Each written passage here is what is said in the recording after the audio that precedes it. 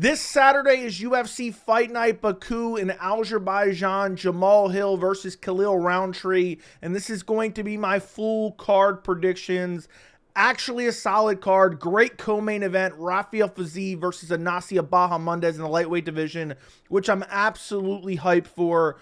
We're going to go through every single fight on the card. I'm going to give you a quick breakdown and prediction. If you guys enjoy prediction videos, do me a favor, make sure to subscribe to the channel, turn on notifications, and like the video. Let's just jump right into it. First fight of the night. We have an NPC heavyweight matchup. Mohammed Usman versus Hamdy Abdelwahab. I've been saying it for a long time. Don't start hyping fighters up off of who they're related to or who they train with. Case in point, Mohammed Usman. Just because he's brothers with Kamaru Usman doesn't mean he's the elite of the elite, which we've already seen he's not. You know, you have Blood Diamond, a.k.a. Mike Mathetha. Oh, he trains with Adesanya. He trains with City Kickboxing. He must be good. No. And there's been time and time again that theory has been proven true. You can't just hype a guy up off of who he trains with or who he's related with.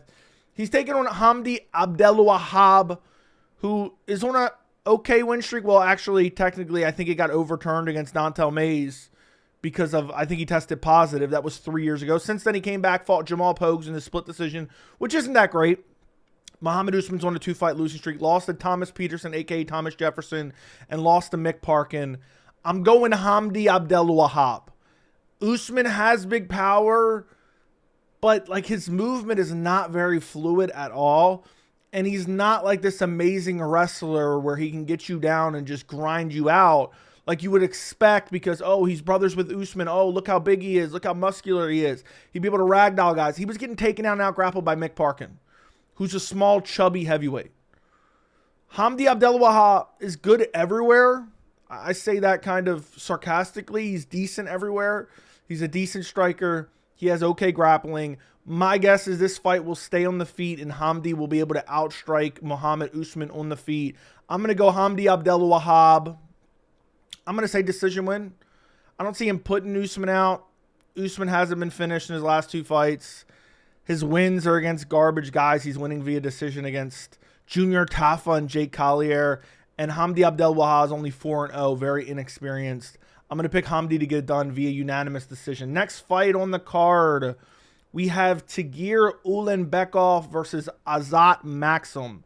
I believe Tagir was originally supposed to fight Kyoji Horiguchi. And obviously Kyoji Horiguchi pulled out. And now we have this matchup, which is crazy. This is buried on the prelims. It's actually a banger matchup. I know the easy pick is Tagir Ulanbekov. If you actually watch Azat Maksum, he has a chance to beat Tagir. I'm not saying that I'm going to pick him, but he has a chance to beat Tagir. He has very good striking. He has decent power, and he also is very good grappling. He's not amazing grappling, which is why I'm probably not going to pick him, but it's not like his grappling's horrible. Charles Johnson, who he lost to in his UFC debut, or not his UFC debut, his second UFC fight, I've been saying for a long time, Charles Johnson is underrated. He almost got Charles Johnson out of there in the first round, hurt him badly, looked for like a Darce choke or an Anaconda choke, wasn't able to get it, and then kind of gassed out and started to slow down after that. And in that fight, I'm seeing Charles Johnson get him down, and Charles Johnson control him a little bit. And Tagir Ulanbekov, while he hasn't fought like the elite of the elite, he's on a 3-fight win streak. He's coming off a win over Clayton Carpenter, which wasn't the most impressive performance, but out-grappled him. Before that, submitted Cody Durden, was out-grappling him the entirety of the fight, looking for a sub, finally found it. Before that, beat Naimov, and his last loss was to Tim Elliott, where he kind of slowed down. I think that Azat Maksum could win this fight. I think he's going to be a little bit underrated because his only win is a split decision win over Tyson Nam. But his striking is definitely better than Tagir's. Tagir's striking isn't that great. It's kind of slow. It's not super technical. He has decent kicks, especially front kicks to the body. But it's going to come down to the grappling. And I think Tagir Ulanbekov will be able to out-grapple Azat Maksum. I think he'll be able to take him down, get his back. I think at one point in the fight, Charles Johnson took Azat's back. If you're giving your back to Charles Johnson, you give it to Tagir, you're going to lose an entire round that way. So I think this is going to be a much closer fight than people expect, especially in the first round. But I think as the fight goes on, Tagir Ulanbekov will take over with his grappling. I think he'll out-grapple Azat. I'm going to go Tagir Ulanbekov via decision. I'm going to say like a 29-28 decision. Maybe loses the first round, Very close. Could be 3-0, but I'm going to say 2-1 Tagir Ulanbekov. Next fight on the card. Did I say this fight card was good? We have Irina Alekseeva versus Klaudia Syguła. What to say about this fight? Irina Alekseeva is coming off a loss against Melissa Mullins where she got out-grappled. And Klaudia Syguła is coming off a loss against Melissa Mullins where she got out-grappled and finished. And looked like garbage. As soon as Melissa Mullins started to grapple her, she looked like garbage. She looked okay in the beginning of the first round. And then after that, garbage. Before that, beat a girl who's 6-9. Before that, 1-0. Before that, 5-2. Irina Alekseeva hasn't fought the best opposition either, but at least she beat Stephanie Egger via knee bar, got taken down, immediately started scrambling for the knee bar. Before that, she's fighting in Bellator. Listen, I know MMA math doesn't always work, but the fact that Alekseeva is going to decision with Melissa Mullins versus Klaudia Syguła, getting absolutely dominated and finished by Melissa Mullins 7 months ago, you have to go Irina Alekseeva. I think Alekseeva likes to keep it on the feet. I think she can mix in the grappling, and she will be a better grappler than Klaudia Syguła. But I think Alekseeva butchers her on the feet anyway. I think she's much stronger. She's a pressure fighter. She likes to march forward, throw big wing shots, has decent body kicks. And I think if worse comes to worse, if it's too close, she can just mix in the grappling because Syguła has absolutely no grappling. I could see Alekseeva getting a finish, maybe a sub, maybe a TKO. Honestly, it wouldn't shock me if she got a TKO. Matter of fact, I'm going to pick her via TKO. I'm going to pick Irina Alekseeva. I'm going to say second round TKO. Klaudia Syguła doesn't belong in the UFC, and that's even taken into account that the UFC has lowered the barrier of entry so badly over the last couple years. I think Alekseeva is significantly better than Klaudia Syguła everywhere. I'm picking her to get it done. Second round TKO. Probably hurts her on the feet, drops her, and finishes her. Next fight on the card, we have Daria Zheleznyakova versus Melissa Mullins. We just got done talking about Melissa Mullins. Listen, Zheleznyakova isn't very good. She just isn't very good. She's not good anywhere, really. Her grappling isn't particularly good. Her last fight, she got submitted by Aylin Perez, who's absolutely a scrub as well. Before that, beat Montserrat Rendon in a razor-close fight. Before that, beating a girl in Aries FC who's 5-3. Zheleznyakova is a kickboxer primarily, I would say, and her kickboxing isn't that good. I mean, even outside the UFC, she already has a loss to Melissa Mullins. This is a rematch. Was this booked already at one point and then got rescheduled? I feel like. But either way, got dominated and finished in that fight. What's to tell me this rematch is going to be any different? I mean, that fight was 2.5 years ago. So, Melissa Mullins, decent fighter, coming off a TKO win over Klaudia Syguła. Lost to Nora Cornell. She was arguably winning that fight. Got caught with a knee to the body and finished. Before that, beat it Irina Alekseeva. Before that, beat Daria Zheleznyakova. My brain wants to pause every time I read her last name. It's a rematch that nobody asked for. I think Melissa Mullins is going to out-grapple her and beat her up on the ground. And the fact that Zheleznyakova is getting outstruck and out-grappled by Perez and outstruck by Montserrat Rendon a bit and getting busted up and taking damage against Montserrat Rendon, I think Melissa Mullins easily wins the rematch that nobody asked for. I'm going to say Melissa Mullins gets it done. You know what? Are we going to get back-to-back women's TKOs? Nah, I'm going to say Zheleznyakova survives this one. She goes to decision, 30-27 win for Melissa Mullins. Next fight on the card, we have Ismail Naurdiev versus Yong Park. This is kind of a tough fight to pick. Naurdiev fought Bruno Silva in his last fight. I almost said UFC debut, but it was his return to the UFC because he used to fight in the UFC back in like 2020, 2021. He kind of looked mid against Bruno Silva. He won pretty convincingly, but he didn't look particularly great. The grappling didn't look particularly great. The striking didn't look particularly great. And Bruno Silva's a guy who's on his way out of the UFC for sure. Should retire.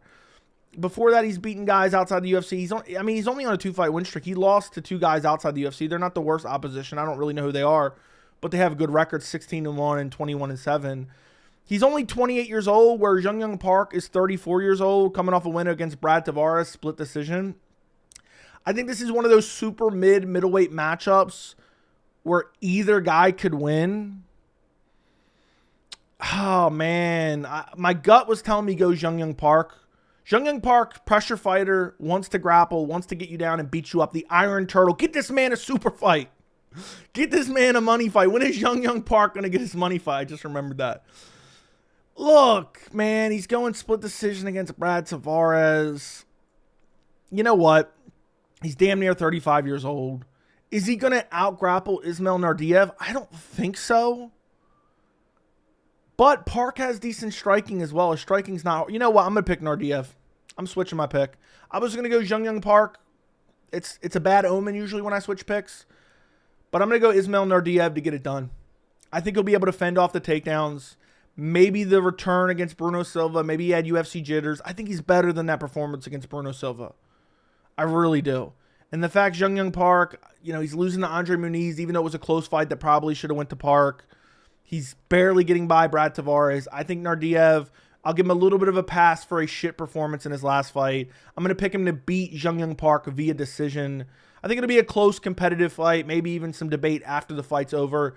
I think Young Park's going to get outstruck. He's going to be looking for the grappling. Maybe he does win with control time up against the fence because Naurdiev, you know, was battling in the clinch with Bruno Silva. So Young Park, I think, is a lot stronger. But I think Naurdiev is better on the feet, quicker on the feet, has better footwork. I'm going to pick him to get it done against the Iron Turtle, and maybe the Iron Turtle never gets his money fight. So I'm going to go Naurdiev via decision. I'm going to say split decision win for Ismail Naurdiev. Next fight on the card. Oh, I'm going to butcher his name. I think it's... Hold on, I typed it out here. Let's see if I can get it. It's Seokhyeon versus Oban Elliott. What a matchup. Seokhyeon versus Oban Elliott. There, I said it twice. 4-fight win streak for Ko. He's coming off a win on Dana White's Contender Series against Igor Cavalcante. Looked good on the feet in that fight. Got taken down like once, but got right back up and then initiated his grappling, was able to control Cavalcante. And the way the commentary was talking was like as if Cavalcante was going to run through Ko, kind of. But Oban Elliott's much better, man. He's coming off a KO win over Basil Hafez, which I know isn't a great win. Was able to out-grapple Preston Parsons, who has good grappling, beat Val Woodburn, came off Dana White's Contender Series himself.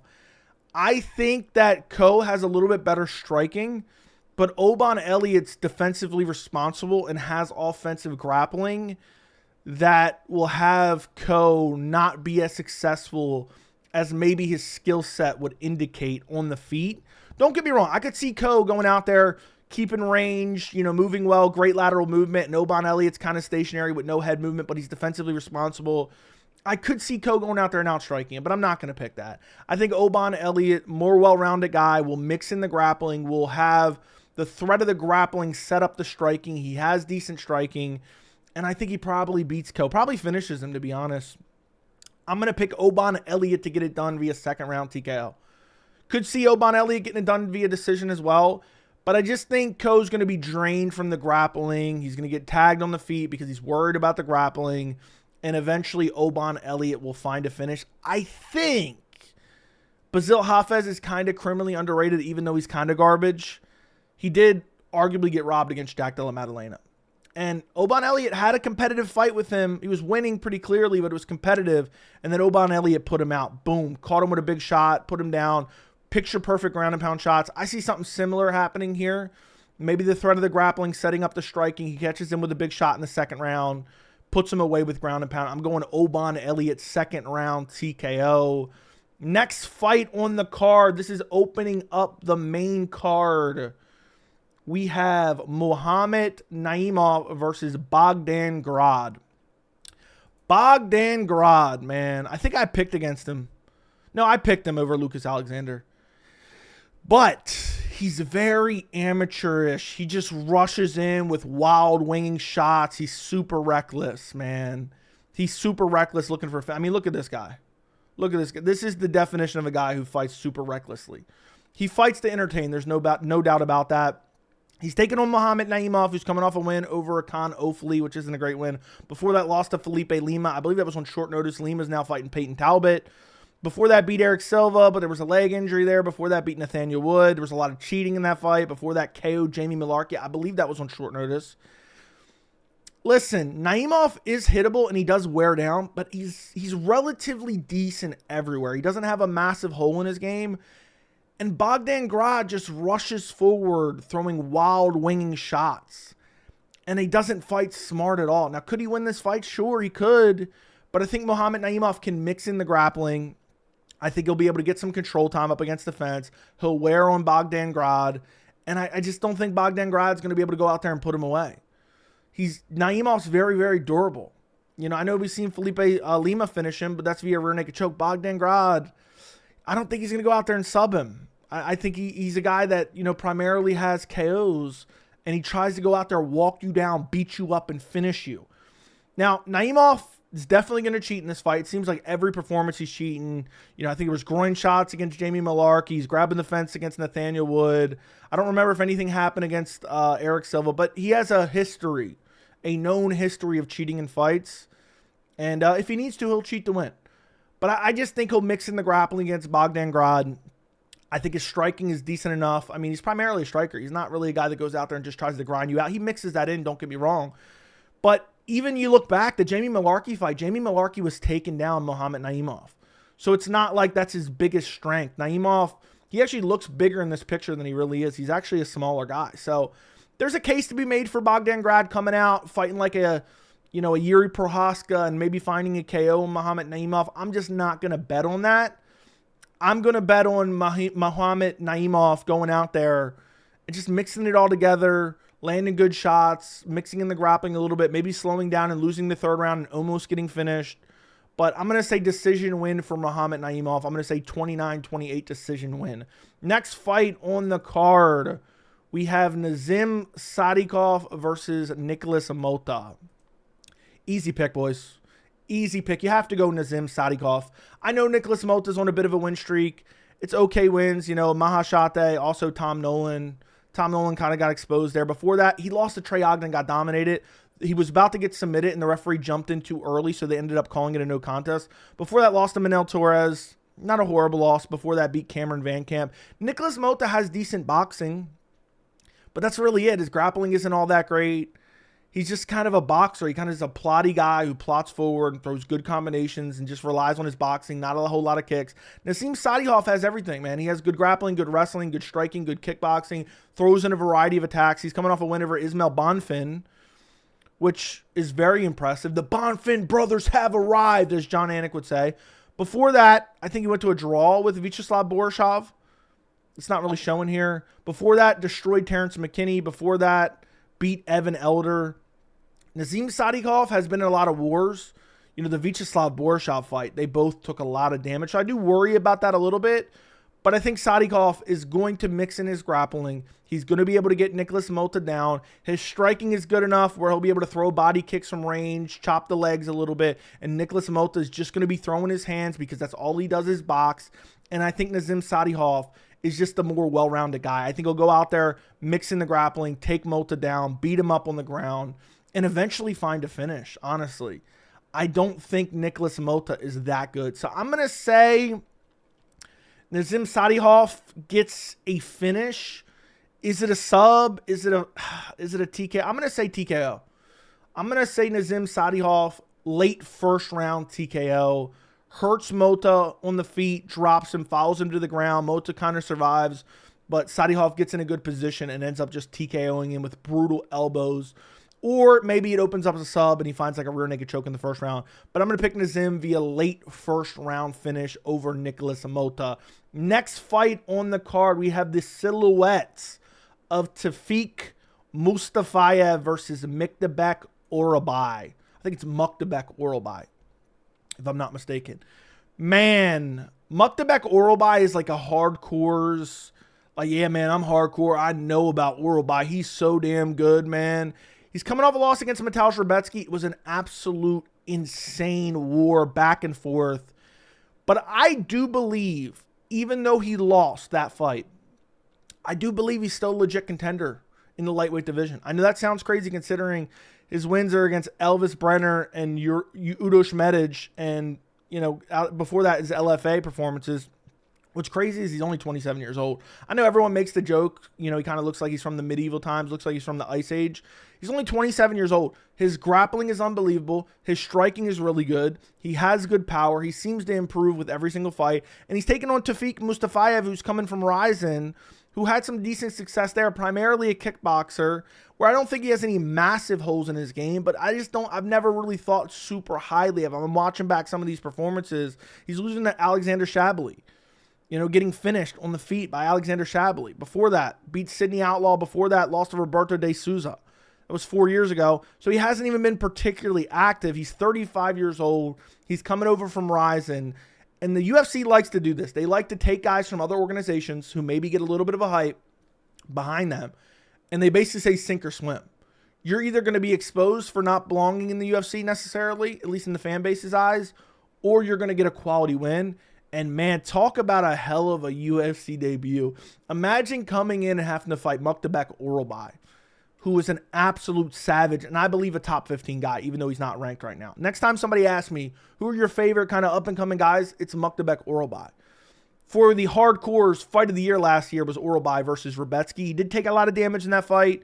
He had that massive swelling. I do worry about that a little bit, but I'm pretty confident he's going to be able to mix in the grappling in this fight. His striking's good enough. Mustafayev maybe a little bit faster on the feet, maybe a little bit more technical. But I think Orolbai, super durable, as he showed in the Mateusz Rebetsky fight, and has good ass grappling. And I think he'll be able to take him down, control him a bit, beat him up a bit. And I think Mustafayev will do well, but I don't think he'll do amazing. So I'm going to go Mukhtabek Orolbai via decision. Could see him maybe getting a finish. I do worry about the damage, but he did take about 8 months off in between fights, coming back at UFC Baku. I just think Orolbai gets it done. I'm going to pick him to get it done. I'm going to say 30-27 decision. Well-rounded performance, pressuring nonstop, mixing the grappling, landing on the feet, getting clipped up a little bit himself, but I think he'll be clearly winning the majority of the fight. Going Orolbai, 30-27 decision. Next fight on the card, we have Curtis Blaydes versus Rizvan Kuniev. Oh, boys, the featured fight of the night, man. Who am I picking in this one? I know it sounds like an easy pick, but I think Curtis Blaydes is kind of overrated. They've been trying to book this over and over and over again. There's been multiple cancellations. His last fight was 10 months ago against Tom Aspinall.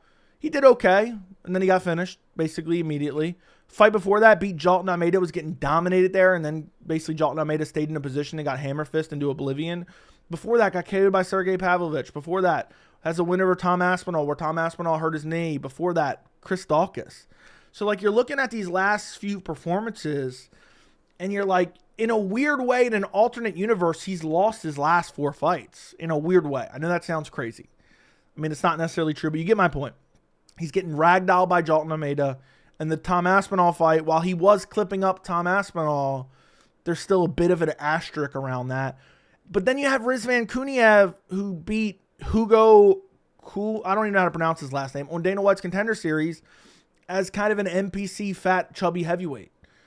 Before that, fought Renan Fajeda. Before that, beat Anthony Hamilton, who I believe got beat up by Francis Ngannou many years ago. This dude has not been super active, and he popped positive for PEDs, I believe, as well, which is why this fight got delayed so many times. If I'm not mistaken, actually, you know what? Let me go check, because I don't remember. I know he popped positive at some point in his career, but let's see why all the fights. He was supposed to fight Martin Budai. Budai withdrew. Supposed to fight Blaydes. Blaydes withdrew. Okay, it doesn't say anything about. Oh, it was the Renan Fajeda fight. Yes, Kuniev beat Renan Fajeda, but then it got overturned because he tested positive for something. The last fight against Curtis Blaydes was supposed to be in March. Curtis Blaydes pulled it out with an injury. I don't remember why the February fight was rescheduled. I think it was rescheduled to bolster the UFC 313 pay-per-view. So this guy's been inactive for a bit. Hasn't fought since August of last year. Not crazy inactive. But man, this is a huge step up for Rizvan Kuniev. It really is a huge step up. But is Blaydes really that good? Blaydes' striking isn't that great. He has good power. He is a massive heavyweight. Kuniev, Russian Dagestani guy who kind of has that Shamil Gaziev physique going on, my doppelganger. I don't know, man. I know everyone's going to be like, oh, this is an easy pick. You have to go Curtis Blaydes. What is Curtis Blaydes going to ragdoll him in the grappling? Curtis Blaydes is kind of chinny, and he leaves his chin up in the air. Kuniev, I think, is a little bit slicker on the feet, a little bit faster. Now, granted, he is kind of small for heavyweight compared to Curtis Blaydes, but I don't see Curtis Blaydes going out there and dominating him in the grappling. You know what? Am I going to do it? Am I going to do it? I'm going to pick Kuniev to get it done. I'm going to say he chins him. I'm going to say he chins Blades. I was going Blades probably via decision, but like I just don't think Blades' striking is all that good. Okay, he KO'd Christakis. Whoop-de-doo. Who isn't KO'ing Christakis these days? And then that was 3 years ago. And then I just don't know about his last few performances, man. There's just kind of asterisks there where I don't think Kuniev's that good, and this is a massive step up in competition. I think he's a little bit faster on the feet. Curtis Blades leaves his chin out there. He doesn't enter well to use the wrestling. Like, the entries of Curtis Blades are not that good. To get you down, control you, and beat you up, he's slow moving in and trying to look for those takedowns. We've seen it. It cost him against Sergey Pavlovich. I picked him to beat Sergey Pavlovich. And look what happened. He stays on the outside for too long, gets chin. So I'm going to pick Kuniev, second round KO. Not super confident in it, but you know what? That's what I'm going with. I think Kuniev gets it done just a little bit faster on the feet, catches Curtis Blades on the chin. I think the UFC wants this matchup because they're looking for other contenders at heavyweight because heavyweight's absolutely garbage. And I think Kuniev is going to become a heavyweight contender after a performance against Curtis Blades. Next fight on the card, the co-main event. This is another tough one, boys. We have Rafael Fiziev versus Ignacio Bahamondes. I've been back and forth on this, man. I've been really back and forth. This is a really even fight. But I'm a big believer in Ignacio Bahamondes. Rafael Fiziev's on a 3-fight losing streak, which is absolutely insane. Lost to Justin Gaethje. Did take it on short notice. Lost to Mateusz Gamrot. Got injured in that matchup in the first round, and then lost to Justin Gaethje. So 2 of those 3 losses are to aging Justin Gaethje. His last win is all the way 3 years ago against Rafael Dos Anjos. Meanwhile, you have Ignacio Bahamondes surging on a 3-fight win streak, sub Jalen Turner, which isn't the greatest win considering Jalen Turner didn't want to be there, and Jalen Turner took him down with ease. Manel Torres rushing in with his chin up in the air, KO'd him, and then Christos Giagos KO'd him with a head kick. Lost to Ludovic Klein. Now, that was 2 years ago, and maybe that was a complete aberration. But that's not a very good performance, you know. Ludovic Klein, don't get me wrong, he's decent. But he just got dominated by Mateusz Gamrot. So, this is a big step up. We don't really know how good Ignacio Bahamondes is. His kickboxing is really good. He has really good clinch work. He has really good finishing ability. Nasty kicks. Has a decent reach advantage over Fiziev, which he actually has a 4-inch reach advantage over Fiziev and a massive height advantage. That's crazy. He has a 7-inch height advantage over Rafael Fiziev. But Fiziev is an elite of the elite kickboxers. Has nasty kicks, nasty body work. But he took a decent amount of damage against Justin Gaethje. And I think Justin Gaethje's on the decline. And recently it feels like I've been really favoring guys who are on the come up, especially younger guys against the old guard. And I feel like Fiziev at one point, I believe he was a title contender. I still believe he has some of that potential. But Bahamondes, I feel like he gets better. The younger you are, it seems like the more improvements you can make fight to fight. And the fact that Fiziev is like gassing out, I don't understand how he's gassing out against Justin Gaethje in both fights. I know the last one was short notice, but gassed out in the first fight against him where it was made, you know, well in advance. He had a full training camp for him. The Gamrot fight, you have to throw in the trash. But listen, I think it's really going to be a pick'em fight. I think it really could go either way. But I'm going to go Bahamondes. The younger guy, longer reach, massive height advantage.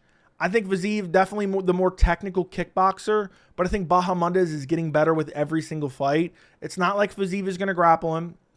I do worry about that a little bit because Fiziev did mix in the grappling against Gaethje in the first round, even sat on his face for a little bit, pause.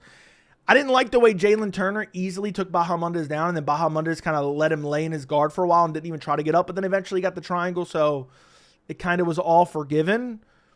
But I see Bahamondes being able to land good shots on the feet, keep range. I think Fiziev is going to be trying to track him down a bit, land kicks to the body, but I think Bahamondes is going to be the superior striker. I think it's going to be a very, very close fight. I think it's going to be a back and forth fight. I think as the fight goes on, I favor Bahamondes. I don't trust Fiziev's gas tank, especially when he has to put out a decent amount of output. You know, he can, you know, like the Rafael Dos Anjos fight wasn't like a crazy output. He went 5 rounds, finished him in the 5th round. In this fight, if Bahamondes starts tagging him, he's going to have to start getting some of those shots back if he wants to win the rounds. And if he starts getting a little bit active early, he's going to fade late. So I'm going to go Bahamondes to get it done. I don't think Bahamondes is going to finish him, but I think this is going to be Ignacio Bahamondes' coming out party here, okay?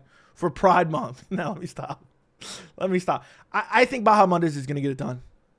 I think Fiziev, 32 years old, arguably in his prime. It's now or never for him. And granted, this is the biggest step up of Bahamondes' career. But Bahamondes, very accurate on the feet, very good at managing distance. And I just think Fiziev with his shorter arms and the massive height disadvantage, I think he's going to end up getting caught on the end of some of Bahamondes' punches, getting busted up a little bit, bleeding from the face. Maybe his nose gets broken.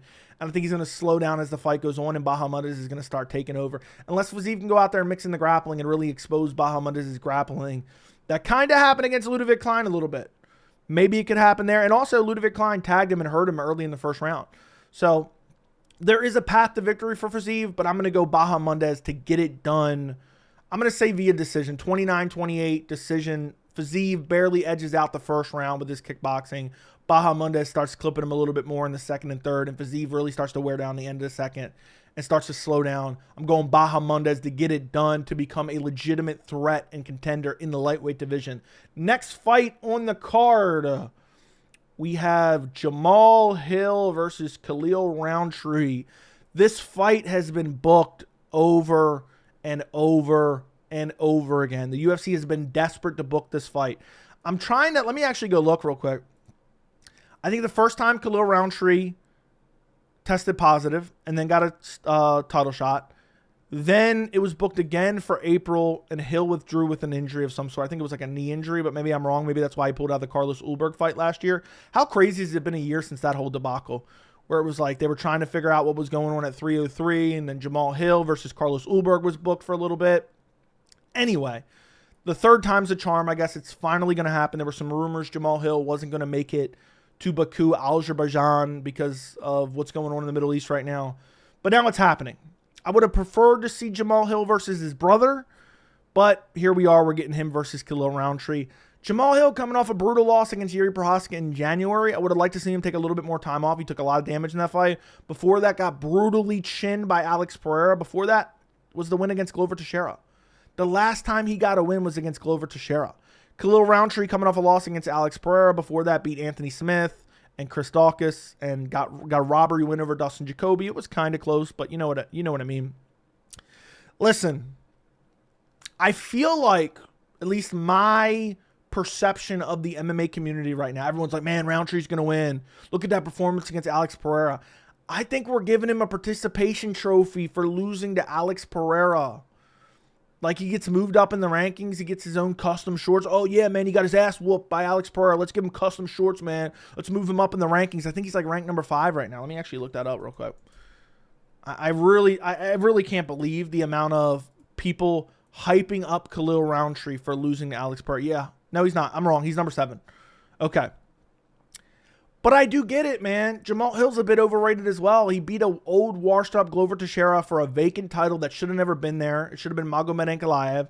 Then he gets injured. He suffers that Achilles injury. Then he comes back. He loses to Pereira, gets KO'd. And he comes back and loses to Yuri Prochazka and gets KO'd. The only win he got was at Thanksgiving dinner against his brother when he knocked his teeth down his throat. But that doesn't change the fact, even though I think this is the battle of the overrated light heavyweights, I think Jamal Hill is better. I really do think he is the better fighter. I think he's the better striker. Khalil Rountree has like this Muay Thai style where he likes to pressure you and really chop the legs, and he has that crazy oblique kick finish over Modestas Bukauskas. I just think that Jamal Hill is the better striker. He's the longer fighter. He has a decent reach advantage, has a significant height advantage, 3-inch height and reach advantage. And I think he's the overall better striker, the better kickboxer, which is where this fight is going to be contested at. Khalil Rountree is not going to shoot takedowns. He could have shot takedowns on Alex Pereira and had a better chance to win, but instead he fought in a war and gassed out and got brutally finished and took a lot of damage in that fight. Now, granted, Jamal Hill got finished as well and memed on by Alex Pereira, but that was, it's not a fluke, but he got clipped. It is what it is. It's not like he got dominated. And I just feel like if you're picking Khalil Rountree, you are overrating him based on going to war with Alex Pereira, the industry plant. And again, I get it. Jamal Hill lost to him as well. But I just think Jamal Hill's performances, I know they're not against the greatest opposition, Glover Teixeira, Thiago Santos, Johnny Walker. I mean, Jamal Hill's resume is absolute dog shit. But you look at Khalil Rountree, he beat Anthony Smith. He made him do the spinner Rooney. Anthony Smith curls up into a ball and quits every fucking fight. That was only a year and a half ago. Before that, Chris Daukaus gone from the UFC. Before that, Dustin Jacoby, he robbed Dustin Jacoby. Dustin Jacoby out-kickboxed him. Jamal Hill, I'm pretty confident, would beat that version of Dustin Jacoby. So, if Dustin Jacoby is touching up Khalil Rountree, I think Jamal Hill can do the same, man. I really do think he can do the same. And no amount of, oh, man, well, he lost to Alex Pereira in a close fight or a competitive fight is going to make me believe that Khalil Rountree can beat Jamal Hill. Now, a couple things I do worry about Jamal Hill is he's always showing up with a muffin top, man. Are you not an elite level fighter? Do you not hit the gym? Insert fat joke down in the comments. I'm saying his job is to be an elite level fighter and hit the gym every day. And he's showing up with a muffin top against Yuri Prochazka. And I do worry about the damage. And I do worry about I don't want to say quick turnaround, but it's not like he sat out for 6 months. It's only been 4 or 5 months since he lost to Yuri Prochazka. How is it already June? But at the end of the day, Khalil Rountree took a lot of damage. I think that nose is going to get busted up. I think Khalil Rountree is going to walk into some shots from Jamal Hill. Jamal Hill's going to bust up that nose again. He's going to bloody up Khalil Rountree, and then Jamal's going to finish him. And Jamal's going to be like, I'm a problem. Or no, I'm back. Or y'all must have forgot. Or one of those corny lines. Like, Jamal's been waiting to get a win just so he can rub it in all the haters, fans' faces. And I think he gets it done, man. What, Khalil Rountree is going to walk forward and, fight a really tough Muay Thai fight to get a win? I don't think so. I think Jamal Hill has the crisper kickboxing. I know he's flat-footed, where Khalil Rountree has a little bit more bounce to his step, and he does that little Muay Thai thing where he's lifting up his leg to kind of preemptively check kicks and whatnot. But I think Hill will touch him up on the feet, bloody and batter him. The nose is still going to be an issue. Khalil Rountree's entire career now, just the vibes that I've gotten from him from different posts, different interviews, his entire career is predicated on the fact, man, look at me. I got an undeserved title shot against Alex Pereira, and I had a good performance. He cried when Magomed Ankalaev outclassed Alex Pereira. He literally cried in the crowd on camera. That's mentally weak. And now Jamal Hill's mentally weak as well, but at least he's getting tune-up fights on his brother during Thanksgiving. So listen, to sum this all up for the main event, I think Khalil Rountree is going to get tagged badly on the feet, and I think Jamal Hill puts him away. I'm going to pick Jamal Hill. I'm going to say second round TKO. I think the Yuri that we saw beat Jamal Hill came in much improved, had really good head movement, kind of had Jamal Hill playing a guessing game, where Khalil Rountree is very, very predictable. He fights the same exact way every single fight. He has no grappling threat. He doesn't really have the power of someone like Yuri Prochazka and the unpredictability of someone like Yuri Prochazka. And I really think that Jamal Hill will go out there, bust him up on the feet, tag him, bloody him up, bust up the nose, and eventually find a finish. I'm picking Jamal Hill second round KO over Khalil Rountree Jr. I'm not going to let a performance against Alex Pereira and a loss make me think Khalil Rountree beats Jamal Hill. So, again, I know a lot of people are going to pick Khalil. I'm pretty confident in Jamal. I do worry, the Achilles injury, the fact that every fight he shows up with a muffin top, the fact that he got embarrassed by Alex Pereira, and I think that broke him mentally, and then he got embarrassed again at the gym by Alex Pereira, and that broke him mentally. But at the same time, I think he knows, he's been eating shit for a year from fans. That's got to motivate him, man. And again, I think Khalil Rountree's overrated. So I think you're going to get a Jamal Hill that knows he needs a win, comes in super motivated, has a skill advantage. He's going to bust up Khalil Rountree, who's trotting around with a participation trophy. I'm going Jamal Hill, second round TKO. Clips him with a straight left hand, puts him down, follows up with ground and pound shots, puts him away in the late second round. And that's it. That's my predictions, boys. UFC Baku and Azerbaijan. I think my voice just cracked a second ago, by the way, too. If you guys enjoy these prediction videos, make sure to like the video and subscribe to the channel. I'm actually looking forward to this card. What time does this card come on? Oh, man, 3 p.m. main card. Eastern time, 12 p.m. prelims. I will be live streaming the majority of UFC Baku. If you care to join me on this channel, make sure you have notifications on. Let me know who you guys are picking in the main event. I'm genuinely curious. Let me know down in the comments. Like the video, and I'll talk to you guys later. Thank you so much for watching.